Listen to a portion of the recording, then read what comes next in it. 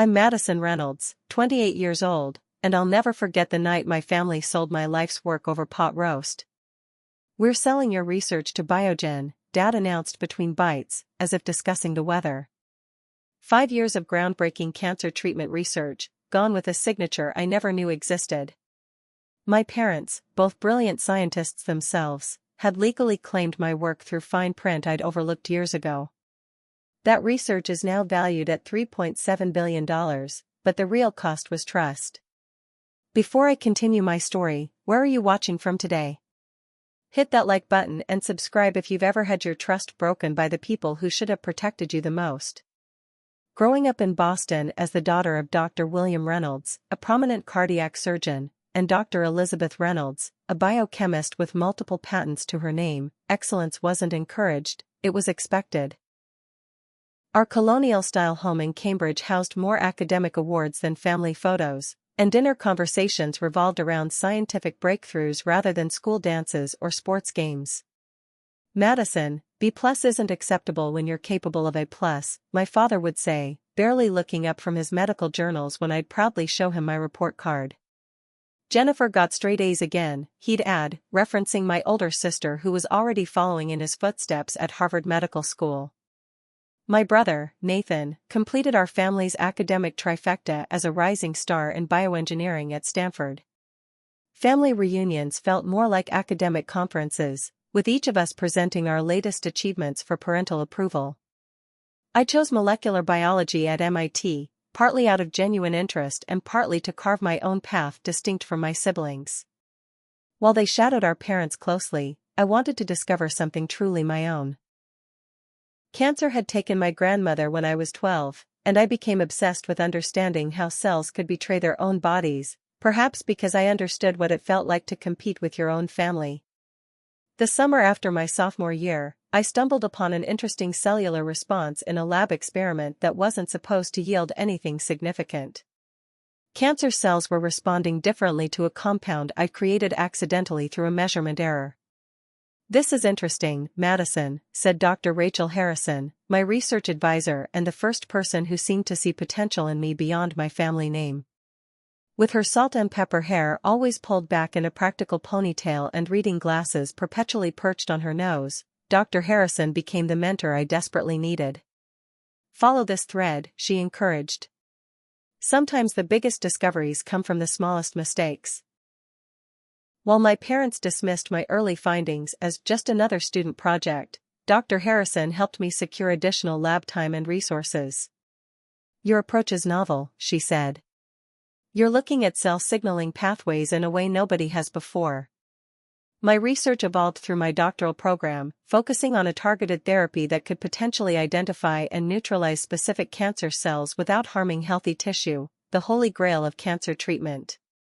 The nights grew longer, my small Cambridge apartment filled with research notes and takeout containers as I pushed myself harder than even my parents had. When I'd call home, my updates were met with polite disinterest. "That's nice, dear," my mother would say. "Did you hear Jennifer just received a grant from the National Institutes of Health?"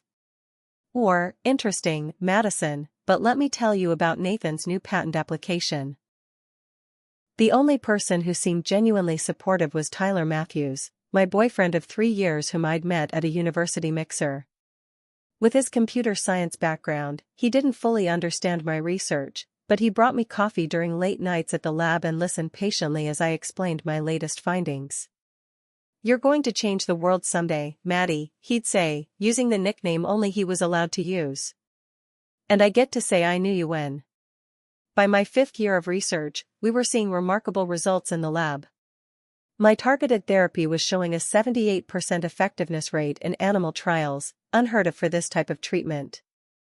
Dr. Harrison was helping me prepare a major paper for publication in the Journal of Experimental Medicine, and there was talk about fast-tracking human trials given the promising results. "This could be revolutionary," Dr. Harrison told me. "You should be very proud, Madison."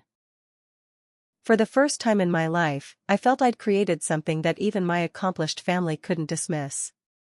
I was actually looking forward to the annual Reynolds Christmas dinner, where I could finally present an achievement worthy of their respect. December 23rd arrived with a light snow falling over Boston. Tyler helped me select a professional but festive burgundy dress, and I prepared a simple explanation of my research that even my non-scientist relatives could understand. Ready to knock their socks off?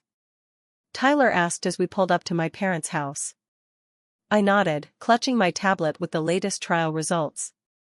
For once, I think even my father will be impressed. The house was decorated with the same tasteful holiday arrangements my mother selected every year, no homemade ornaments or sentimental trinkets, just designer wreaths and color-coordinated decorations that looked like they belonged in a department store window rather than a family home. Jennifer arrived with her fiancé, another Harvard doctor, while Nathan video called from California, unable to make it but unwilling to miss the chance to announce his latest accomplishment, a new round of venture capital funding for his startup. The table was set with the family's best china, and our longtime housekeeper, Maria, had prepared my father's favorite meal, pot roast with roasted vegetables and Yorkshire pudding. Everything was perfect, as my mother would accept nothing less. What I didn't know was that this picture-perfect family dinner would become the site of the greatest betrayal I would ever experience, and the catalyst for everything that followed.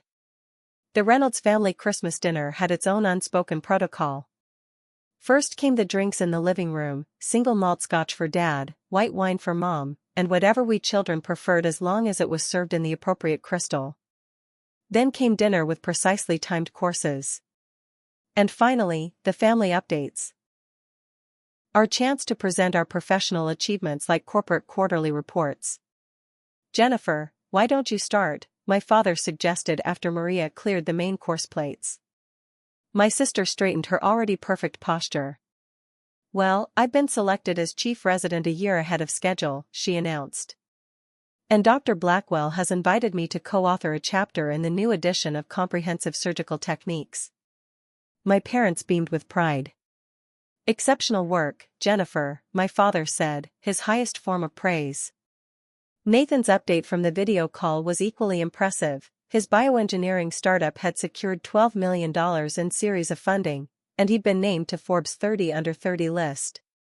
Then all eyes turned to me. I took a deep breath, opened my tablet, and began explaining my breakthrough in targeted cancer therapy.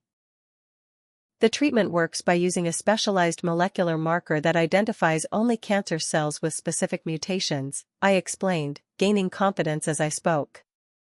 Once identified, the compound triggers apoptosis, cell death, without affecting surrounding healthy tissue. I showed them the remarkable lab results and mentioned the upcoming journal publication. For once, my father was actually looking at me instead of checking his phone, and my mother had stopped rearranging her silverware. That's when we knew it was time, my father interrupted, setting down his scotch glass with an authoritative clink. Time for what? I asked, confused by the disruption. Time to move your research to the next level. He exchanged a look with my mother. We've been in talks with BioGen Pharmaceuticals for the past month. They're very interested in your targeted therapy approach. I felt a surge of pride. My parents had actually been paying attention to my work. Enough to mention it to one of the largest pharmaceutical companies in the country. That's amazing. I'd love to meet with them after the publication goes through. Dr. Harrison thinks we should be selective about. The deal is already done, Madison, my mother interjected with clinical precision. We're selling your research to BioGen. The paperwork was finalized yesterday. The room seemed to tilt slightly. What do you mean, selling? It's my research. You can't sell it without my involvement.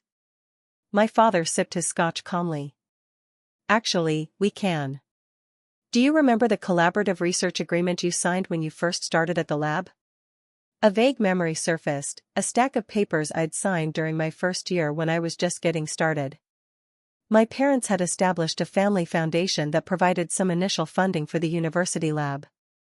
That was just standard paperwork for the lab access, I said, my voice rising slightly. My mother shook her head. If you'd read it carefully, you would have noticed that any intellectual property developed using foundation resources would be jointly owned by the foundation, which is controlled by us. The realization hit me like a physical blow. You're saying you legally own my research? The work I've done for 5 years? It's not just about ownership, Madison, my father said in his surgeon's voice, the one he used when delivering difficult news to patients. It's about maximizing impact. BioGen has the resources to take this to market quickly. They're offering $37 million upfront with milestone payments and royalties. I don't care about the money. I was shouting now, something never allowed at the Reynolds dinner table. This is my life's work. My name isn't even on this deal, is it? My parents exchanged another look. You'll be credited as part of the research team, my mother said. But BioGen will take the lead on development and clinical trials. Part of the research team? I am the research team. Dr. Harrison is the only other person who's been significantly involved. Rachel Harrison is an adequate researcher, but she lacks business acumen, my father dismissed. BioGen has dozens of scientists with more experience. This is for your own good, Madison, my mother added. You're not equipped to navigate the pharmaceutical industry. This way, your work actually has a chance of reaching patients. I looked at Jennifer, hoping for some support, but she studied her wine glass, avoiding my eyes. Tyler reached for my hand under the table, but I pulled away, standing up so quickly my chair nearly toppled. You had no right, I said, my voice shaking. This wasn't yours to sell. Don't be dramatic, my father said. You should be grateful. Most PhD students would kill for this kind of opportunity. Opportunity? I laughed bitterly. You've stolen my research and you're calling it an opportunity? We've secured your future, my mother corrected. And potentially the futures of countless cancer patients. Isn't that what you wanted? I looked around the perfectly decorated dining room, at my perfect family with their perfect achievements, and suddenly saw everything clearly. I had never been seen as an individual with my own dreams and agency, just another Reynolds asset to be managed for optimal return. I trusted you, I whispered, tears finally breaking through. I actually thought you'd be proud of me. We are proud, my father said, checking his watch subtly. BioGen is sending their legal team on January 2nd to review everything with you. They're very excited about the potential. I grabbed my coat and bag, ignoring my mother's protests about leaving before dessert. Tyler followed me out to the car, where I finally broke down completely. They sold my research, Tyler. They sold it without even telling me. As we drove away from my childhood home, I had no idea that this betrayal was just the beginning. Or that the research my parents had so casually signed away would eventually be valued at $3.7 billion and become the center of the biggest scientific ethics case of the decade. The holiday lights blurred through my tears as Tyler drove us back to my apartment. The weight of what had just happened pressed on my chest, making it difficult to breathe. Maybe there's a way to fight this, Tyler suggested, his eyes fixed on the road. We could talk to a lawyer, see if there's some loophole in whatever you signed. I shook my head, remembering my parents' confidence. They wouldn't have made a move like this without making sure it was legally airtight. That's how they operate. The following days passed in a haze. I spent hours poring over my emails, finding the original documents I'd signed as a first-year doctoral student. There it was, buried in Clause 4.7 of the Reynolds Family Foundation Grant Agreement. All intellectual property developed utilizing foundation resources shall be jointly owned by the research institution and the foundation, with the foundation retaining primary commercialization rights. I'd been so excited to start my research, so grateful for the funding that would give me state-of-the-art lab equipment, that I'd signed without scrutinizing the fine print. A mistake no Reynolds should ever make, as my father would surely point out. The university's legal counsel confirmed my worst fears. I'm sorry, Dr. Reynolds, but this agreement appears to be binding, said the gray-haired attorney after reviewing my documents. Your parents' foundation does indeed have the right to commercialize your research. But it's my intellectual contribution, I argued. 5 years of my life. Which you conducted using their resources, he countered gently. I understand this is difficult, but legally speaking, their position is solid. January 2nd arrived with cold efficiency. BioGen's legal team, along with their lead scientists, met me in a conference room at my lab. My parents were there too, looking professionally satisfied as introductions were made. "We're extremely excited about your targeted therapy approach, Dr. Reynolds," said Dr. Marcus Webb, BioGen's head of oncology research. "Your work on the specific molecular markers is particularly promising." For a moment, I felt a flicker of professional pride, until I realized they were already talking about my research as their property. "We'll need all your data, of course," continued a sharp-featured woman who'd been introduced as their project manager. "Lab notes, experimental protocols, everything. We want to ensure a smooth transition." "Transition?" I repeated. My father stepped in smoothly. "BioGen will be taking over the development phase. They have a dedicated team ready to move this forward." "What about my continued involvement?" I asked, looking directly at Dr. Webb. "This is my research. I know it better than anyone." An uncomfortable silence fell over the room. Finally, Dr. Webb spoke. "We value your contribution, Dr. Reynolds, but we have our established protocols and team structure. We'd be happy to consult with you during the transition period, but you'll be taking it from here," I finished for him. Within a week, BioGen scientists were in my lab, copying my data and questioning my research assistants. I was allowed to consult but increasingly found myself pushed to the sidelines of my own work. They changed protocols, renamed compounds, and restructured my carefully designed experiments to fit their corporate framework. Dr. Harrison was furious on my behalf. "This is scientific theft, Madison," she said during a private coffee meeting off campus.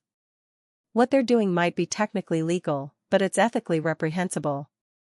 But even her support had limits.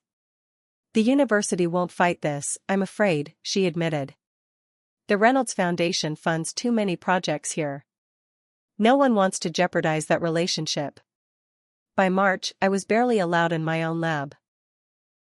BioGen had installed their team, and my research assistants had either been reassigned or hired away by the company. My name was gradually disappearing from the project altogether. "BioGen advances promising new cancer therapy," read the headline in the science section of the Boston Globe. The article mentioned my parents prominently. The breakthrough came through collaboration between the Reynolds Family Foundation and MIT researchers. I was referred to only as a team of doctoral students supervised by Dr. Rachel Harrison. Tyler tried to be supportive, but even he didn't fully grasp what had been taken from me. "At least the research is moving forward," he said one evening as I stared blankly at the article. "Isn't that what matters most? That it might help people?" "Of course that matters," I snapped. "But so does truth. So does proper scientific attribution. So does not having your life's work stolen by your own parents." As weeks passed, my relationship with Tyler deteriorated. He couldn't understand why I couldn't just move on and start something new. The final blow came after a particularly difficult day when I'd learned that BioGen was filing patents on modified versions of my compounds. "Maybe your parents were right," Tyler said during an argument in my apartment. "Maybe this is for the best. BioGen knows how to navigate the business side of this." I stared at him, suddenly seeing the same dismissive attitude my family had always shown. "Get out," I whispered. "Maddie, come on, I didn't mean." "Get out," I shouted, throwing a journal at the wall. "If you think what they did was right, then you don't know me at all." After Tyler left, I sank to the floor, truly alone for the first time. My family had betrayed me, my boyfriend had failed to understand me, my colleagues had abandoned me, and my research, the one thing that had been truly mine, was gone. I stopped answering calls from my parents and blocked their emails. I withdrew from department functions and avoided the lab building entirely.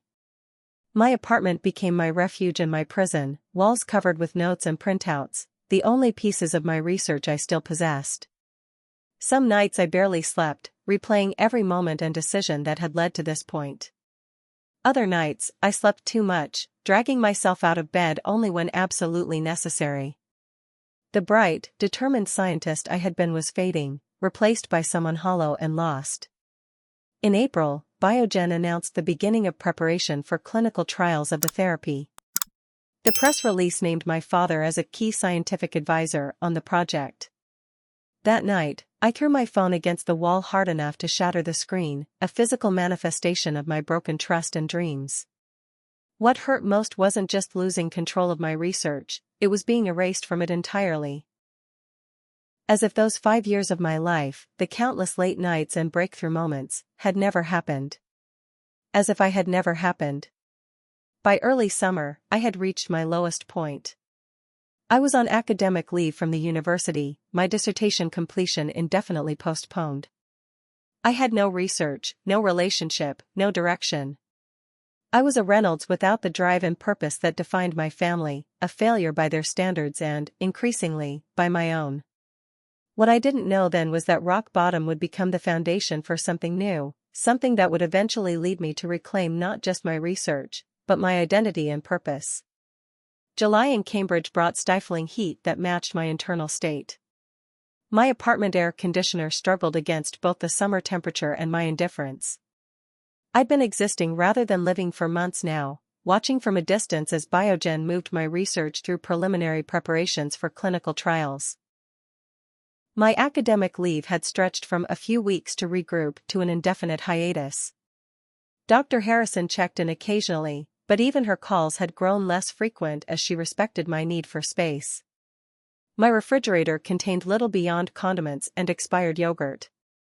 The plants Tyler had given me, to brighten up your thinking space, had long since withered.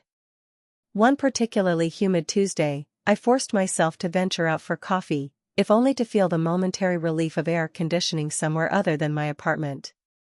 The local cafe 3 blocks away had been my regular writing spot during better days. I chose it partly from habit and partly because it was far from campus, reducing the chance of running into colleagues who would ask uncomfortable questions.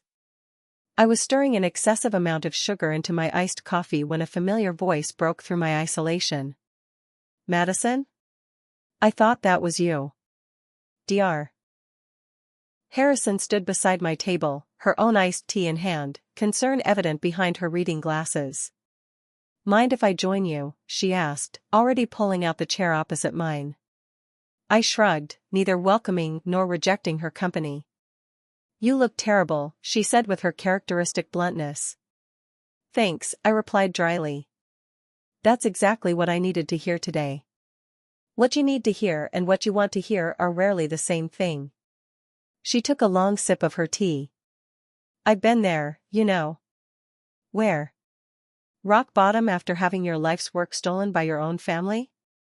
"Somehow I doubt that." Dr. Harrison's expression didn't change. "No, not exactly that scenario. But I know what it's like to have your research taken from you." This caught my attention. In all our years working together, Dr. Harrison had never shared much about her past beyond her academic credentials. "It was early in my career," she continued, seeing she had my interest. "I was part of a research team at Johns Hopkins, working on a promising treatment for autoimmune disorders. I was the junior member, doing most of the bench work while the senior researchers attended conferences and wrote grant proposals." She paused, her eyes focusing on something distant. "When the breakthrough came, my contribution was minimized in the publications. The lab director took primary credit. I was listed as the third author on a paper that should have had my name first." "What did you do?" I asked, genuinely curious. "First? I drank too much cheap wine and felt sorry for myself."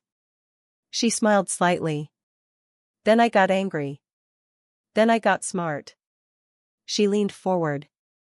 "Madison, they can take your lab, your resources, even put their names on your work. But they can't take what's in here." She tapped her temple. "They've got all my data," I said. "They have your data up to the point you stopped working. They don't have your brain. They don't have your insights. And I'm willing to bet they don't fully understand the nuances of your approach." For the first time in months, I felt a flicker of something other than despair, a tiny spark of defiance. I've been following BioGen's progress reports, Dr. Harrison continued. They're missing something critical in how they're proceeding with the molecular targeting mechanism. I straightened slightly. What do you mean?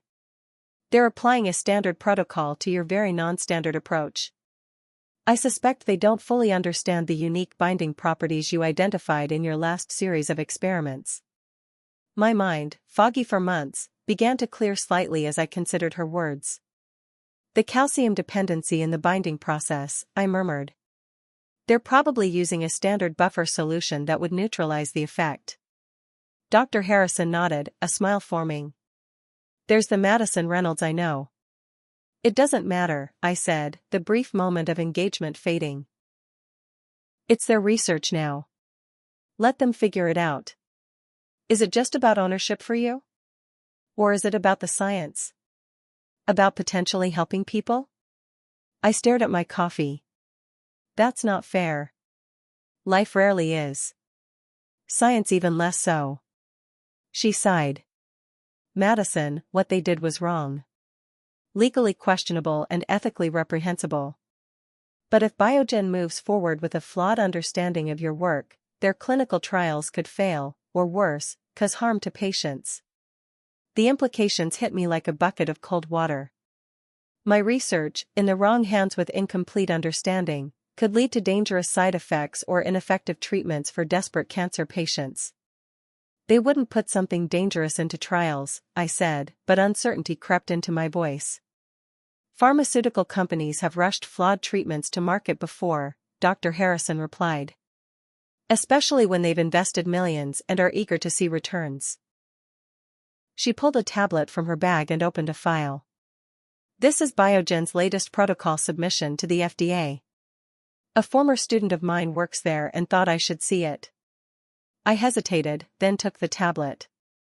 As I scanned the document, my heart raced. They had indeed misunderstood a crucial aspect of the binding mechanism. Their modified approach would likely reduce efficacy and potentially increase toxicity to healthy cells, exactly what my research had been designed to prevent. This is all wrong, I whispered. They've completely misinterpreted the calcium-dependent binding cascade. So what are you going to do about it? Dr. Harrison asked, watching me closely. What can I do? They own the research now. They own the research, but you have the knowledge. You have the expertise. And you have an ethical obligation as a scientist. I handed back the tablet, mind racing. Even if I wanted to do something, how would I proceed? BioGen won't listen to me. My parents certainly won't. Start by documenting everything. All the flaws in their approach, all the potential risks. Build your case. Dr. Harrison finished her tea. And remember, Madison, scientific truth has a way of emerging eventually. Your job is to make sure it emerges before people get hurt. For the first time in months, I went home and turned on my laptop for something other than streaming movies. I began to compile notes on BioGen's approach, identifying every flaw and potential risk. As I worked through the night, fueled by coffee and a newfound sense of purpose, I realized Dr. Harrison was right. They had taken my research, but they couldn't take my knowledge. They couldn't take my responsibility as a scientist to ensure the work was done correctly. By morning, I had filled a notebook with detailed analyses and potential corrections. I had also made a crucial discovery. In their rush to modify my approach to make it more proprietary, BioGen had actually created a less effective version. With my original knowledge and their preliminary results, which Dr. Harrison continued to share with me, I could potentially develop an improved version of the therapy, one that maintained the targeting precision while enhancing the effectiveness. Over the following weeks, I emerged from my isolation. I set up a makeshift lab in my apartment using basic equipment I could afford. I reconnected with trusted former lab colleagues who were equally disturbed by BioGen's approach. We began meeting discreetly, sharing insights and concerns. As my clarity returned, so did my determination. This wasn't just about reclaiming what was mine anymore. It was about scientific integrity and patient safety. It was about standing up for the truth of my work.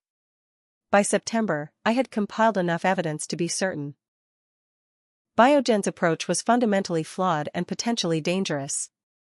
They had sacrificed precision for speed to market, and patients would pay the price if they proceeded. I tried one last time to address my concerns directly, sending a detailed email to my parents outlining the specific issues with BioGen's methodology. Their response was dismissive. BioGen scientists have decades of combined experience, my father wrote. Your concerns, while understandable given your emotional attachment to the project, reflect your limited perspective on pharmaceutical development. That email, so characteristic of my father's dismissal of my capabilities, became the final push I needed.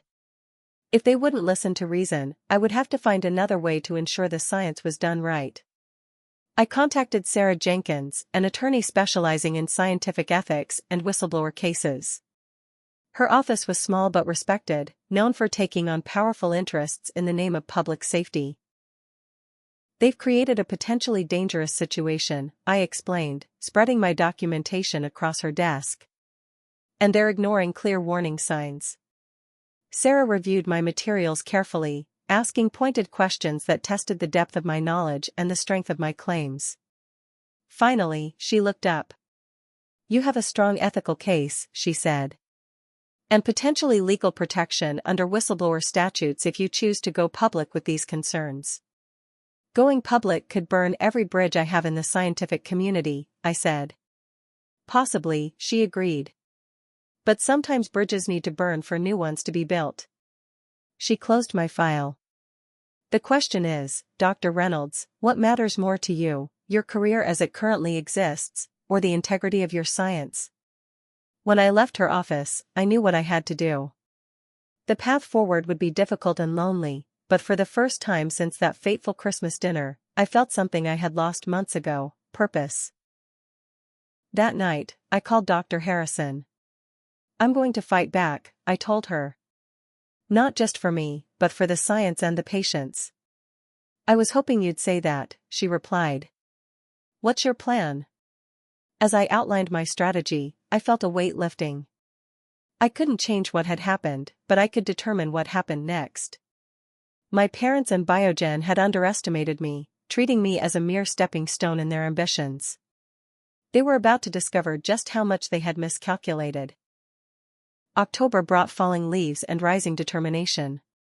With Sarah Jenkins' guidance, I had developed a strategic approach to address the flaws in BioGen's research without immediately exposing myself to legal retaliation. We need to be surgical about this, Sarah advised during one of our regular meetings.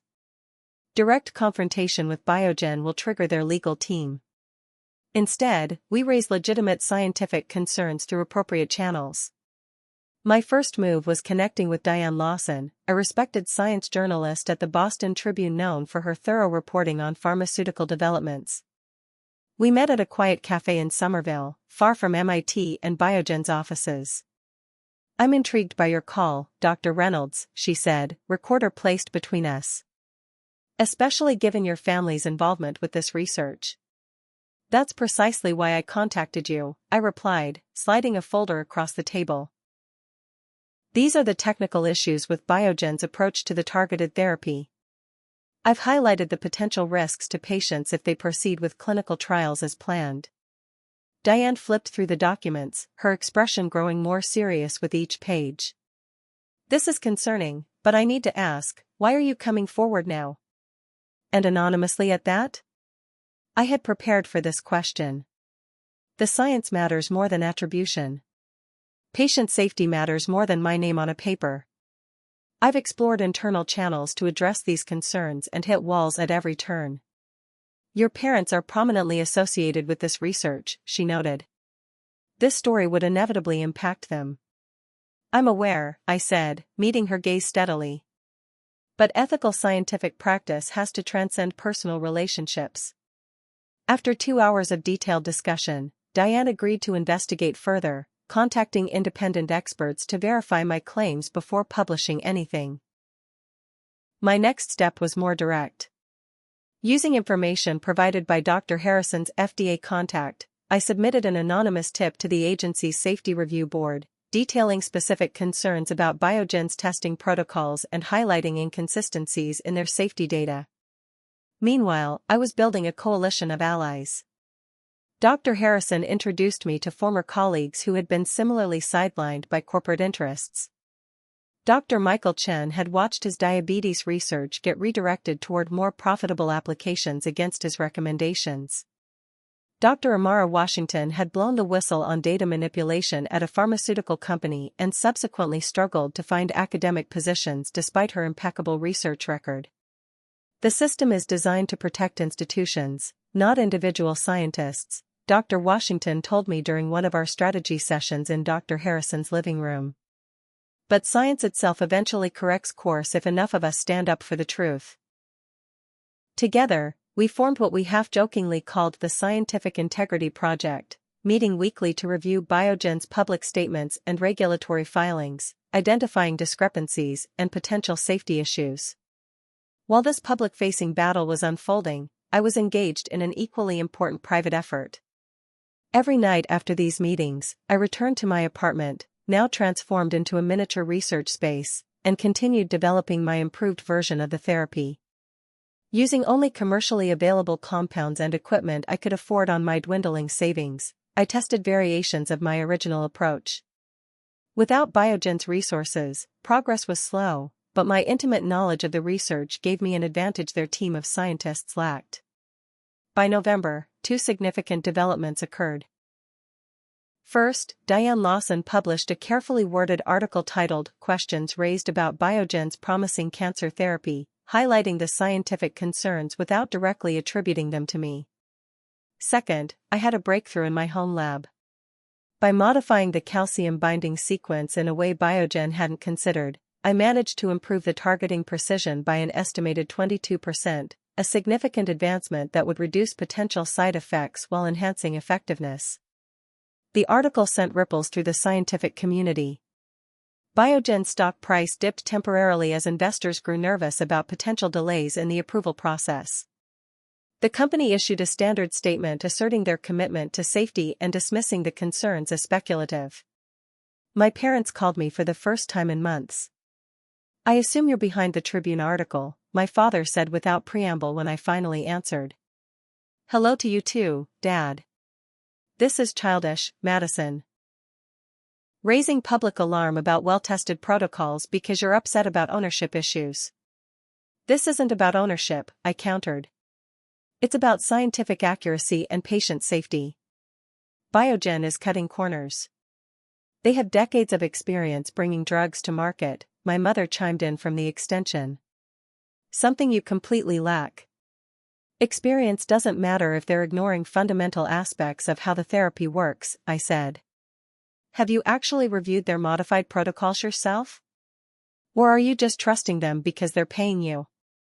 The ensuing silence confirmed my suspicion. My parents hadn't scrutinized BioGen's approach with the same rigor they applied to everything else. They had simply trusted the company's expertise, and perhaps were too invested in the financial outcome to look too closely. "We're trying to help you," my mother finally said. "This public questioning of BioGen will only damage your career prospects." "My career prospects were damaged the moment you sold my research without my consent," I replied. "I'm trying to ensure the science is done right." After that conversation, I knew reconciliation with my family was unlikely in the near term. They saw my actions as petty revenge rather than legitimate scientific concern. In December, the FDA responded to the anonymous tip, and likely Diane's article, by requesting additional safety data from BioGen before approving their clinical trial protocol.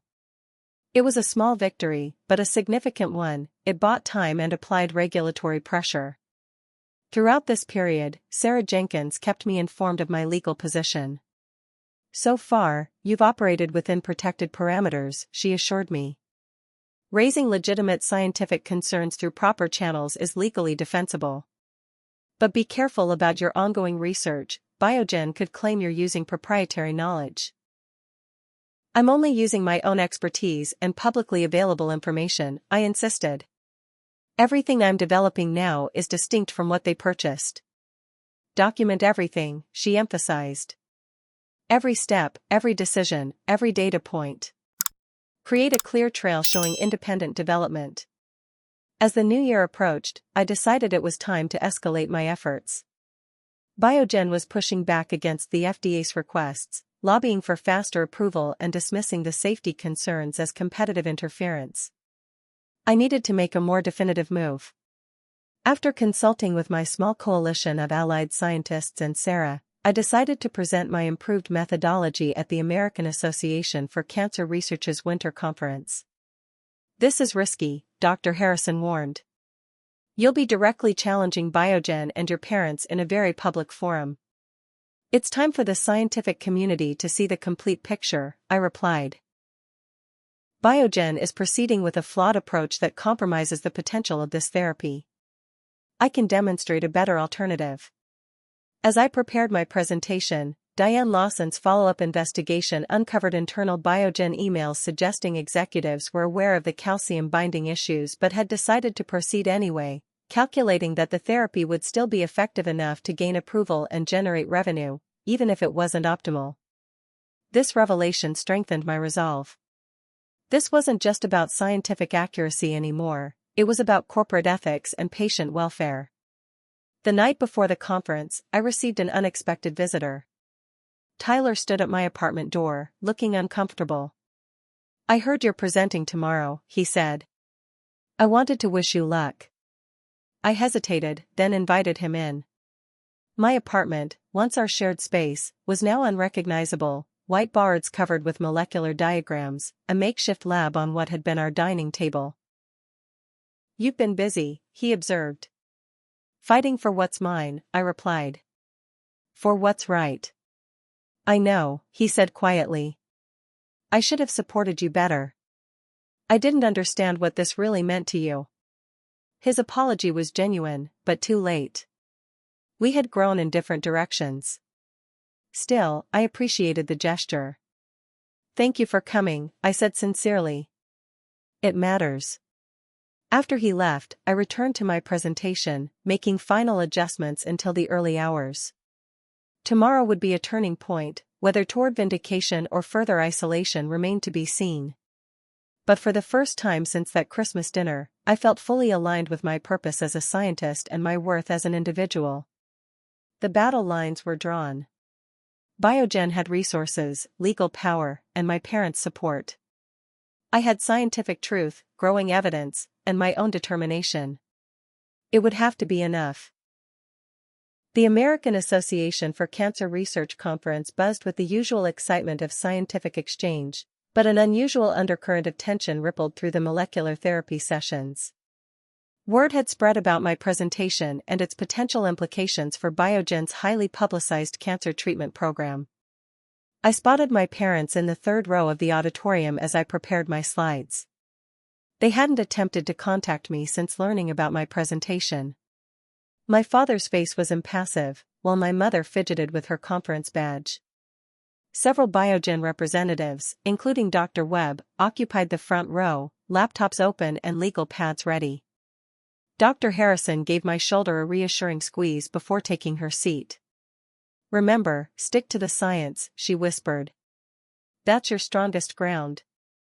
The session chair, Dr. Amelia Torres, introduced me with professional neutrality. "Our next speaker is Dr. Madison Reynolds, presenting on optimized calcium-dependent binding mechanisms in targeted cancer therapies." A murmur ran through the audience as I approached the podium. Everyone present knew the subtext. This was a direct challenge to BioGen's approach. "Thank you," I began, my voice steadier than I felt. "Today I'm presenting a refined methodology for targeted cancer cell therapy that addresses several limitations in current development approaches." Without directly naming BioGen, I systematically outlined the flaws in their methodology, using data visualization to illustrate how their approach compromised the therapy's effectiveness. I then presented my improved protocol, demonstrating the enhanced targeting precision and reduced potential for side effects. As you can see from these comparative results, I concluded, displaying side-by-side efficacy charts, the optimized binding mechanism increases target specificity by 22% while reducing potential toxicity to healthy cells by 34%. This represents a significant advancement in targeted therapy potential. During the question period, Dr. Webb from BioGen attempted to undermine my findings. Dr. Reynolds, these results are interesting but preliminary, he said, his tone professionally dismissive. Without large-scale laboratory validation, how can you make such definitive claims about efficacy improvements? I had anticipated this line of attack. The comparative analysis uses BioGen's own published preliminary data as the baseline, I replied. The methodology improvements have been independently verified by 3 laboratories. I nodded toward Dr. Harrison and 2 other scientists who had helped validate my findings. While further testing is certainly warranted, the fundamental binding mechanism improvements are mathematically demonstrable. Another questioner, whom I recognized as a consultant for BioGen, raised the obvious issue. Isn't this research built upon work that BioGen legally acquired? The room grew silent. This was the moment where science met politics and personal history. The original research that BioGen acquired identified the targeting pathway, I acknowledged. What I'm presenting today is a new, independently developed optimization of that pathway that addresses limitations in their current approach. Science is inherently iterative. We build upon existing knowledge to create better solutions. As the session ended, journalists surrounded me, including Diane Lawson, whose articles had helped bring the scientific concerns to public attention. Dr. Reynolds, are you directly challenging BioGen's approach to the therapy your parents helped develop? One reporter asked. I'm advocating for the most scientifically sound approach to a promising cancer treatment, I replied carefully. My concern is ensuring that patients receive the most effective and safest therapy possible, regardless of which entity develops it. The conference became a turning point. Within days, scientific blogs and medical news sites were dissecting my presentation, with many experts publicly supporting my criticisms of BioGen's approach. The company's stock dropped 12% as investors worried about delays and potential redesign costs. BioGen initially attempted to discredit my findings, issuing a statement that characterized my work as speculative research lacking rigorous validation and suggesting my motivations were personal rather than scientific. But the scientific community wasn't easily misled. 3 prominent oncology researchers published an open letter supporting my concerns and calling for BioGen to address the calcium binding issues before proceeding to human trials. The FDA, already scrutinizing BioGen's trial application more closely due to our earlier outreach, now requested comprehensive responses to the specific issues raised in my presentation. Meanwhile, my improved methodology was gaining attention on its own merits. 2 weeks after the conference, I received a call from Dr. Elena Katsaros, founder of Novis Therapeutics, a smaller but well-respected biotech company known for its ethical approach to drug development. Your work is exceptional, Dr. Reynolds, she said after introducing herself. We'd like to discuss potentially developing your improved methodology, with you leading the scientific direction. The offer was unexpected but precisely what I needed, a legitimate path to develop the therapy properly, with appropriate recognition and scientific control. As discussions with Novis progressed, BioGen's position grew increasingly precarious. An internal whistleblower, inspired by the public debate, leaked documents showing that BioGen executives had been warned about the calcium binding issues by their own scientists but had pressed forward to meet investor timelines. The leak was the final blow to BioGen's credibility. The FDA suspended their trial application pending a full review, and shareholders filed a class action lawsuit alleging that executives had concealed known scientific problems. My parents, whose reputations were closely tied to BioGen's approach, attempted damage control. My father called late one evening, his voice lacking its usual confidence. Madison, this situation has become untenable, he said. Perhaps we could discuss a collaborative approach moving forward. You mean now that BioGen is in trouble? I replied, unable to keep the bitterness from my voice. I mean that family conflicts shouldn't be played out in scientific journals and press releases, he countered. We're scientists. We should be able to resolve this professionally. I tried to resolve this professionally from the beginning, I reminded him. You and Mom dismissed my concerns as emotional and immature. There was a long pause. We may have underestimated certain aspects of the situation, he finally admitted, the closest my father had ever come to acknowledging a mistake. I'm negotiating with Novice Therapeutics now, I told him. They're offering me scientific leadership on developing the improved therapy. My name will be primary on all patents and publications. Another pause. Your mother and I could provide consultative input, he suggested. Our experience could be valuable. I considered his offer. Part of me wanted to reject it outright after everything that had happened. But another part, the scientist in me, recognized that their expertise could be beneficial to the project, if properly channeled. I'll consider a limited consulting arrangement, I said finally. But I need to be clear, this is my project. I make the scientific decisions. If you can accept that, we can discuss terms. His agreement was reluctant but real.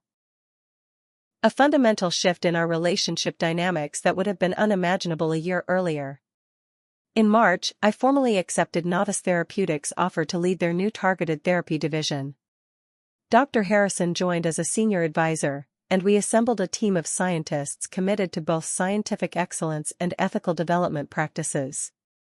The true vindication came in May, when the Journal of Clinical Oncology published our comprehensive paper detailing the improved methodology, with my name as lead author.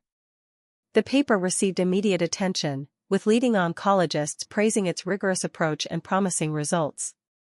BioGen, facing regulatory scrutiny and shareholder pressure, eventually abandoned their flawed approach entirely. In a stunning development, they approached Novice about licensing our improved methodology, essentially admitting the superiority of the very approach they had previously dismissed. By summer, my improved therapy was progressing through preliminary testing with outstanding results. The targeting precision exceeded even our optimistic projections, and tissue culture tests showed minimal impact on healthy cells. Media coverage shifted from the family drama to the scientific achievement. Cancer Breakthrough Pioneer leads innovative approach, read one headline, finally acknowledging my central role in the research. At an Oncology Innovation Summit in June, I presented our latest findings to a standing room-only audience. As I concluded, the attendees rose in a standing ovation, not just for the science, but for the integrity it represented. Dr. Harrison found me after the presentation, eyes bright with pride. You did it, Madison. You stood your ground and let the science speak for itself.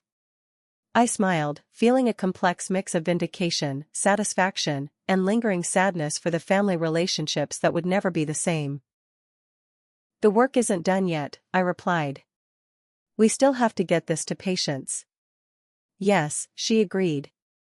But now it will get there the right way, your way.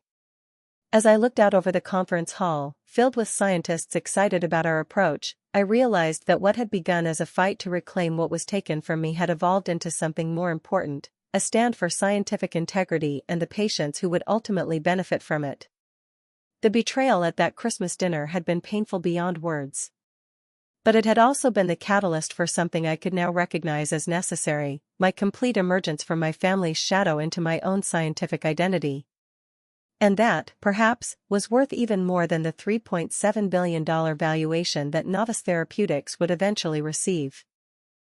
1 year later, I stood in the gleaming laboratories of Novice Therapeutics' new research center in Cambridge. Floor-to-ceiling windows overlooked the Charles River, and state-of-the-art equipment hummed efficiently throughout the space. As Chief Scientific Officer, I had designed the research environment I'd always dreamed of, collaborative, ethical, and scientifically rigorous. The morning's news still dominated conversation among the research team. The FDA had officially rejected BioGen's original application for the cancer therapy, citing significant unaddressed safety concerns and methodological flaws. The decision vindicated our scientific objections and formally closed that chapter of the story. Meanwhile, our improved version was progressing through phase 2 clinical trials with remarkable results. Early data showed a 76% response rate in patients with previously untreatable forms of pancreatic cancer, results that exceeded even our optimistic projections. Dr. Reynolds? My assistant, Jamie, appeared at my office door. The board meeting is starting in 5 minutes. I nodded, gathering my presentation materials. Today's meeting would finalize our expansion plans, backed by the recent Series C funding that had valued Novis at $3.7 billion, a figure that still seemed surreal. What had begun as my dissertation research had grown into one of biotechnology's most promising developments. As I walked to the conference room, I passed Dr. Harrison's office. She had joined Novis as research director, bringing her decades of experience and ethical rigor to our growing team. "Ready for the wolves?" she asked with a smile, falling into step beside me. "They're hardly wolves anymore," I replied. "Not with these trial results." The boardroom held a mix of investors and executives, all eager to hear the latest updates. Among them sat Dr. Marcus Webb, formerly BioGen's head of oncology, who had joined Novis 6 months ago after recognizing the scientific validity of our approach. "Let me introduce our newest board member," said Elena Katsaros, Novis's founder and chairperson, as I took my seat. "Dr. William Reynolds has joined us as a strategic advisor for regulatory affairs." My father nodded from the far end of the table. Our relationship had evolved into a careful professional respect. After BioGen's approach collapsed, he had eventually acknowledged the scientific superiority of my methodology. My mother had been less willing to reconcile, still maintaining that their intentions had been to protect me from business complexities I wasn't prepared for. We weren't a close family anymore, perhaps we never truly had been. But we had established boundaries that allowed us to interact professionally while I maintained the independence I had fought so hard to secure. The meeting proceeded efficiently, with enthusiastic support for the expansion plans and additional research lines I had proposed. As Chief Scientific Officer, I now led a team of 37 researchers, each selected not just for their scientific credentials but for their commitment to ethical research practices. After the board meeting, I had a more personal appointment. Daniel Parker, the science correspondent for the New York Times, was interviewing me for their annual Innovators issue. We met in my office, where diagrams of molecular structures covered one wall and a framed copy of my original research notes hung beside my diplomas. "Dr. Reynolds, a year ago you were fighting to reclaim your research," Daniel began. "Now you're leading one of the most promising cancer therapy developments in decades. How do you reflect on that journey?" I considered the question carefully. "Scientific progress isn't linear," I replied. "Neither is personal growth. What happened with my research was painful, but it forced me to advocate not just for myself but for scientific integrity. The therapy we're developing now is actually better than my original approach would have been." "Because of the improvements you made?" "Partly. But also because it's being developed with the right priorities: patient outcomes over profit timelines, scientific rigor over marketing convenience." Daniel nodded, making notes. "Your story has inspired many young scientists facing similar situations. What advice would you give them?" "Trust your science," I said without hesitation. "When you know your research is solid, have the courage to defend it, even against powerful interests or personal relationships. Scientific truth doesn't bend to convenience or profit motives." After the interview, I walked to the small park across from our building. The late afternoon sunlight filtered through autumn leaves, reminding me of that fateful fall when everything had changed. A text message lit up my phone. "Still on for dinner? Alex." I smiled, typing back a quick confirmation. Alex Chen had joined Novis as our computational biology lead 8 months ago. Our professional collaboration had gradually evolved into something more personal, a relationship built on mutual respect and shared values that was healthier than anything I'd experienced before. As I enjoyed a moment of quiet reflection, I thought about the scholarship fund I had established for young scientists focusing on research ethics. The Madison Reynolds Fellowship now supported 5 doctoral students who might otherwise have felt pressured to compromise their principles for career advancement. My phone rang, Dr. Harrison with the latest trial results from our San Francisco site. More good news: the therapy was showing efficacy in additional cancer types beyond our initial targets. Walking back toward the lab, I passed a wall of photographs showing patients who had volunteered for our early trials. Their faces reminded me daily of what really mattered beyond valuation figures and scientific accolades. They were why I had fought so hard, not just for recognition, but for a treatment that would truly help people when developed properly. That evening, over dinner with Alex, I mentioned the FDA's final decision on BioGen's application. Closure? He asked, understanding what it represented. Yes, I nodded. Though the real closure came long before this, when I stopped defining my work by what was taken from me and started focusing on what I could create instead. Alex raised his glass. To creating something that matters. I smiled, clinking my glass against his. And to owning your work, in every sense that matters. Later that night, I received an email from a patient in our trial, a woman who had been given 3 months to live before joining our study. She was now 9 months past that prognosis and had just watched her daughter graduate from college, an event she had never expected to see. Thank you for whatever battle you fought to make this treatment possible, she wrote. Some of us know there was a story behind it. Whatever it was worth it. I read her words twice, feeling a sense of peace that had been long in coming. The journey from that devastating family dinner to this moment had been difficult beyond words. I had lost my family as I knew it, faced professional isolation, and risked everything on scientific principles. But I had gained something more valuable: integrity, independence, and the knowledge that my work would help people in the way I had always intended. The $3.7 billion valuation made headlines, but it wasn't the true measure of what had been accomplished. The real value was in the lives that would be extended, the families who would have more time together, and the precedent set for scientific ethics in an industry often driven by other priorities. As I closed my laptop, I thought about how far I had come from that stunned, betrayed daughter at the Christmas dinner table. The research that had been taken from me had found its way back, transformed, improved, and finally serving its intended purpose. Have you ever had to fight for something that was rightfully yours? Or stand up for your principles even when it cost you relationships? Share your story in the comments below. If this journey resonated with you, please like and subscribe to hear more stories about standing up for what's right, even when it's difficult.